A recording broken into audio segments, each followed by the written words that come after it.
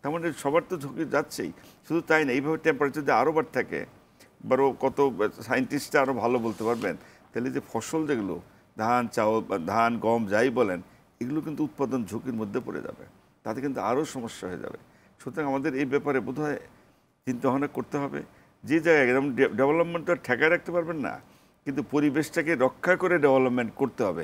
গাছটাকে কেটে ধ্বংস করে একটা করবেন, এইটা তো যুক্তিযুক্ত হতে পারে না আর কি।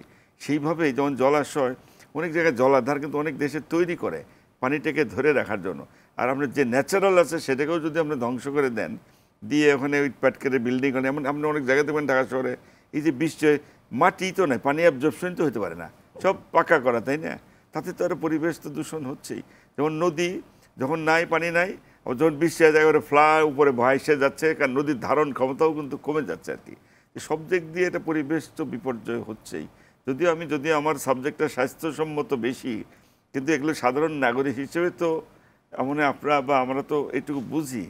এই ব্যাপারে যারা এই দায়িত্বে এসব রয়ে গেছেন, বিশেষজ্ঞ তো আমাদের অনেক রয়েছেন, অনেক ভালো ভালো, আমাদের ব্রেনের কিন্তু অভাব নাই, কিন্তু ব্রেনটা আমাদের যারা আছেন তাদেরকে তারা তো জানাচ্ছেন, যেমন তারা জানাচ্ছেন, তাদের গবেষকরা গবেষণা করছেন, বলছি শুধু ঝুঁকিগুলো তুলে ধরছেন, কিন্তু আরো পরিবেশবিদ আরো আছে, আবহাওয়াবিদ অনেক রয়েছে। সবার যে সুচিন্তিত অভিমত যদি সমন্বয়ের মাধ্যমে যদি আমরা করি, তাদের মতামতের দাম দেই, গুরুত্ব দেই, তাহলে কিন্তু এটার উত্তরণ একেবারে 100% সম্ভব না হলেও আর অসম্ভব তো না।